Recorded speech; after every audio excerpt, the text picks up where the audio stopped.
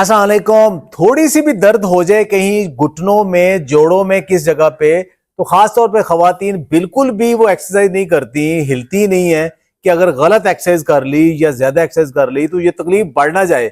और दूसरा, हिलने जुलने से भी तकलीफ होती है, वो बिल्कुल वर्जिश छोड़ देती है और उससे फिर उनकी तकलीफ बहुत ज्यादा बढ़ जाती है।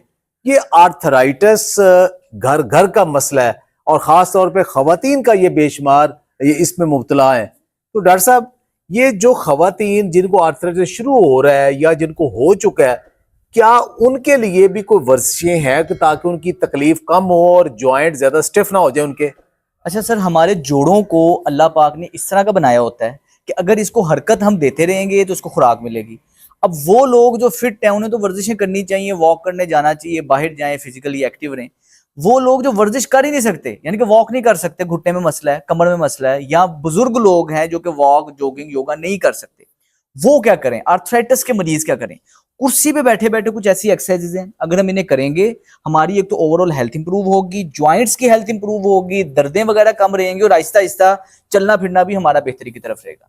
इसके अलावा लोग जो वॉक करते हैं उनकी तो शुगर कंट्रोल रहती है, जो वॉक कर ही नहीं सकते वो क्या करें? वो ये वाली वर्जिशें करें। करना क्या है? घर में कोई ऐसी कंफर्टेबल जगह पे कुर्सी पे आपने बैठ जाना है, ढीले ढाले आपने कपड़े पहने होने हैं।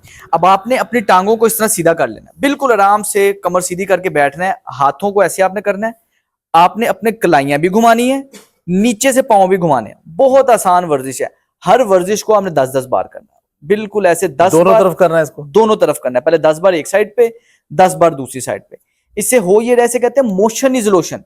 जब भी हम ज्वाइंट को मूव करते हैं, मोशन उधर क्रिएट होता है, तो जो ज्वाइंट की लुब्रिकेशन है वो बेहतर रहती है। सेकंड, हमने इस पोजीशन पे घुटना उठाना है, ये दूसरा उठाना है, ये बिल्कुल आसान। अच्छा, इसमें मेन फोकस ये रखना है कमर सीधी होनी चाहिए, ढीले ढाले ऐसे नहीं करना। जब आप वर्जिश कर रहे हैं, आपने जहन में ये रखना है कि हमने करते वक्त खूबसूरत लगना चाहिए, कमर बिल्कुल सीधी हो, पोस्चर बिल्कुल सीधा हो, इस पोजीशन पर रखेंगे। कई ढिल्ले सोने लगते होंगे फिर।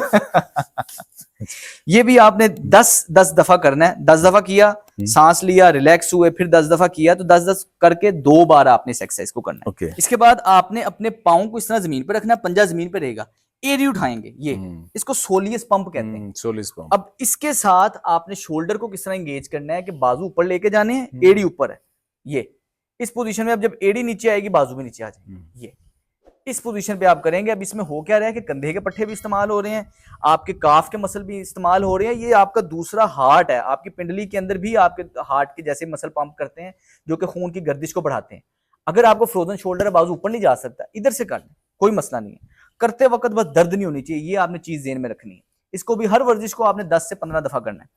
नेक्स्ट, आप बैठे बैठे क्या कर सकते हैं कि आपने अपने एक घुटने को उठाया, पाँव बिल्कुल ढीला छोड़ दिया, इसको आपने ऐसे नीचे रखना है, नीचे टैप करना है। इससे आपके हिप फ्लेक्सर के मसल इस्तेमाल हो रहे हैं और इस पंपिंग एक्शन की वजह से आपके खून की सर्कुलेशन बेहतर हो रही है। कमर सीधी रखिएगा, हाथ इधर रख लें, हाथ सामने रख लें, जैसा आपको आसान लगे। सेम दूसरी टांग को आपने करना है, बिल्कुल आराम से, दर्द नहीं होनी चाहिए। इसके बाद आपके जो कंधे के मसल हैं, इसको आपने ऐसे पीछे की तरफ लेके जाना है, कंधा आगे घुमा के ये पीछे, इस तरह आपने राउंड राउंड इसे सर्कल देने हैं और हर वर्जिश को 10 से 15 बार करना है। इसी तरह बैठे बैठे ये पीछे से भागे जाएगा, ऐसे कोई जोर नहीं लग रहा, बिल्कुल आप आराम से कर रहे हैं। अब इसके बाद अपनी ही कुर्सी पे आपने क्या करना है, ये बाजू को ऐसे साइड पे टच करना है, यानी कि आप कमर सीधी है, बाजू ऐसे साइड पे लेके जा रहे हैं। इससे हो ये रहा है कि आपके रिब के मसल्स जैसे दीवार को टच करते हैं, जैसे दीवार को टच करें, ऐसे टच करेंगे, फिर दूसरी तरफ टच करेंगे, ये बिल्कुल आसान है। अब ये जो आपका टच है, इसके इंटेंसिटी को बेहतर रखने के लिए आप अगर टांग ऑपोजिट बाहर निकालेंगे तो वो ज्यादा फायदा होगा। मतलब मैं उधर टच कर रहा हूँ, पाँव ऐसे कर रहा हूँ, अब ये सारे मसल्स, पूरी चेन मेरी जो है ना उसमें स्ट्रेच आएगा। फिर दूसरी तरफ कर रहा हूँ, ये बिल्कुल कोई जोर नहीं लग रहा है, बैठे बैठे हम जिस्म को मूव कर रहे हैं और हमारी वर्जिश हो रही है। अच्छा, हमारे दोस्त हैं, वो उनके ना बाजू में थोड़ा मसला बन गया, तो डॉक्टर ने कहा और कुछ नहीं ना, बैठे बैठे ना आप ये वो एक्सरसाइज करते रहा करें। तो वो ऐसे ऐसे कर रहे थे, उनका भांजा आया, कहता मामू वेले बैठे हो, घोड़े ला लो। मतलब वो भी एक्सरसाइज है। एक्सरसाइज है, क्योंकि हम बॉडी को मूव करेंगे तो खुराक मिलेगी। लास्ट ये है कि हमने गर्दन को अपना इस्तेमाल करना है, पूरा ऊपर देखना है, और जब ऊपर देखना है तो कमर को पूरा ऐसे खम निकालना है, सीने को पूरा बाहर निकालना है, ये पूरा ऐसे ऊपर देखेंगे, फिर पूरा नीचे देखेंगे, ये कमर पूरी बेंड करनी है, फिर पूरा ऊपर देखेंगे, फिर पूरा नीचे देखेंगे, इससे आपकी रीढ़ की हड्डी के अंदर लुब्रिकेशन पैदा हो रही है, जो रीढ़ की हड्डी का अकड़ाव है वो अकड़ाव कम हो रहा है। या बेहतर है कल्याण करो को बच्चे बच्चे तो ना ही वेखण तो बेहतर है। ऐसे ही है। तो ये सिंपल सर वो वर्जिशें हैं जो कि हम बैठ के आर्थराइटिस का मरीज, अच्छा ये तो बहुत छोटी छोटी वर्जिशें हैं, इनसे फर्क पड़ता है? इनसे भी फर्क पड़ता है और इनसे ही फर्क पड़ता है। वाह। ना वर्जिश करने से जो हमारे जिस्म के अंदर खून की सर्कुलेशन नहीं जा रही, अब आप बैठे हैं, टांगों में खून नहीं जा रहा, बाजू में खून नहीं जा रहा, इस्तेमाल नहीं हो रहा, ये इस्तेमाल करेंगे तो ब्लड फ्लो पहुंचेगा, जो हम खा रहे हैं वो ऑक्सीजन और जो हम खा रहे हैं वो खून के रास्ते ट्रांसपोर्ट होगी। मतलब आप जिस्म को किसी तरीके से थोड़ा बहुत हिलाते रहे, ये चीजें भी फर्क पड़ती हैं। अच्छा साथ वॉक भी वो कर लें? हाँ, वॉक अगर आप तो वैसे वॉक कर सकते हैं तो आपके लिए बहुत अच्छा है। फर्ज अब लोगों के ज़हन में ये होता है कि वॉक सिर्फ वो ही है जो वो आधा घंटा 20 मिनट बाहर निकल के करेंगे, ऐसे नहीं है। अगर आप लंबा नहीं चल सकते कोई मसला नहीं है, आपने सिर्फ जिस्म को रनिंग में लेके आना है, अपनी कैपेसिटी के मुताबिक करनी है। हर घंटे के बाद 1 मिनट की आप वॉक करें। इससे ये है कि 15 के 16 घंटे हम जागते हैं, 15-16 मिनट की आप वॉक की बन जाएगी आपकी। थोड़ा थोड़ा चलें। अगर नहीं चल सकते, फर्ज करें बैलेंस ही नहीं है, आप अपनी ही कुर्सी पे इस तरह खड़े हो जाएं, ऐसे कुर्सी पकड़ें, ऐसे आपने खड़े हो गए।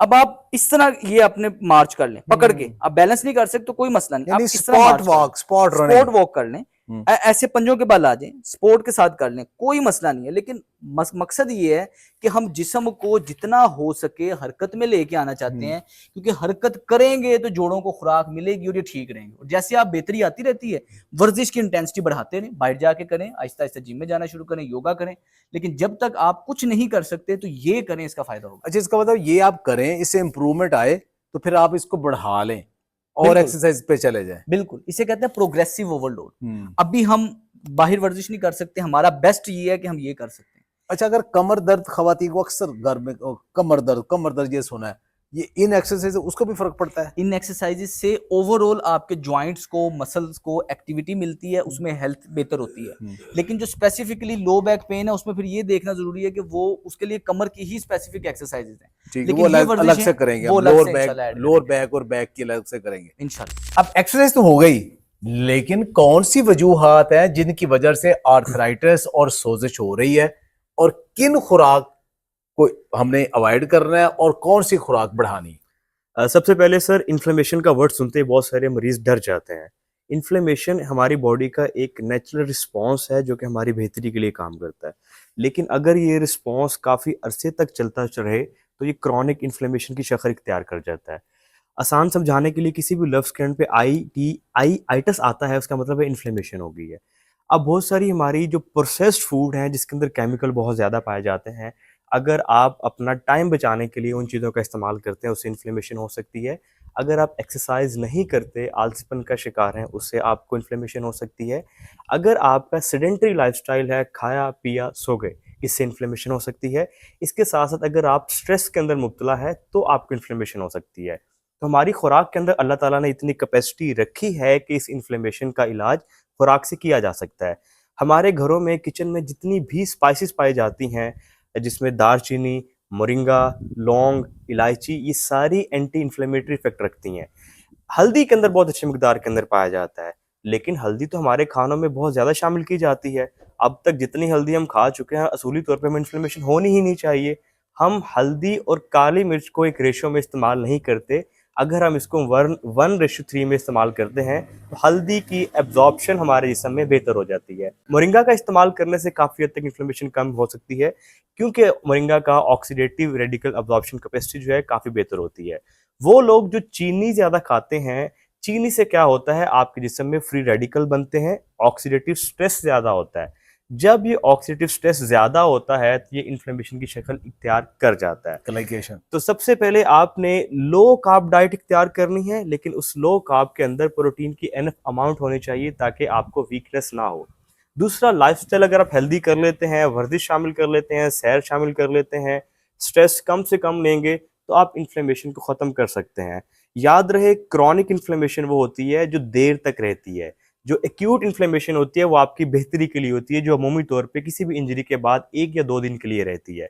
तो अगर आप इन्फ्लेमेशन का शिकार हैं तो हेल्दी लाइफस्टाइल के साथ इन्फ्लेमेशन को ख़त्म कर सकता है। बीमारी कोई भी हो, उस बीमारी को अगर आप अपने ऊपर सवार होने दें तो वो बढ़ती जाएगी, लेकिन अगर उसके साथ मुकाबला करें कुदरती अंदाज से तो बीमारी की इंटेंसिटी भी कम हो जाती है। खुश रहें, आबाद रहें। बहुत बहुत शुक्रिया।